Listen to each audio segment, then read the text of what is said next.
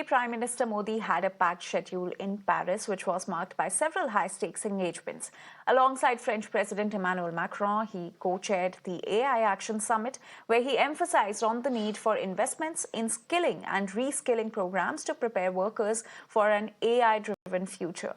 Additionally, Prime Minister Narendra Modi also tackled concerns about AI's impact on employment and reassured that technology has historically transformed jobs rather than eliminating them. Loss of jobs is AI's most feared disruption. But history has shown that work does not disappear due to technology. Its nature changes and new types of jobs are created.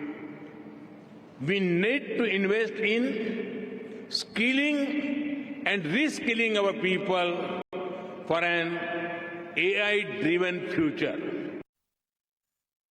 Prime Minister Modi's packed schedule in France continues even today, with several key events lined up before his departure for the United States. One of the highlights of his itinerary is a visit to the Mazargues War Cemetery in Marseille, where he will pay tribute to the Indian soldiers who lost their lives during World War.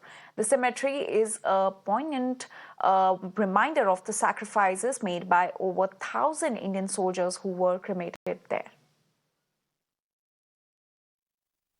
We'll be seeing Prime Minister Modi land here in Washington, D.C., which is completely snowed in, as you can see behind me. But what is, of course, expected is that on the 13th, when that bilateral meeting does take place, number of issues of mutual cooperation between the two countries. Defense is, of course, an area where we've been seeing a lot of cooperation. A number of agreements as far as, that need to be operationalized also has been a concern area as well. Is there going to be any forward movement on that is something that we need to look at. And of course, from the US's perspective, they certainly will be expecting that more and more defense equipment, hardware is actually purchased by India. So all of that is going to be one aspect of it. Of course, there have been, close ties as far as those aspects are concerned, a lot of forward movement in that department. But also, there are expectations from India as well. There are tricky issues such as tariffs, such as immigration, where, of course, India will also want its own point of view and its own concerns to be addressed. While President Trump, of course, has spoken out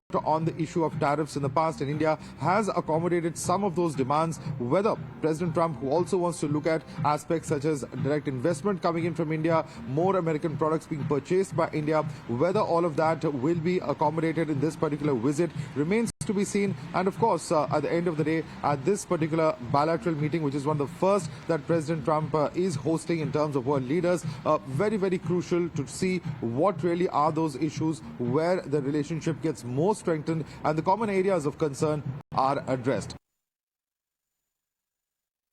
And with that, we're now slipping into a very short break.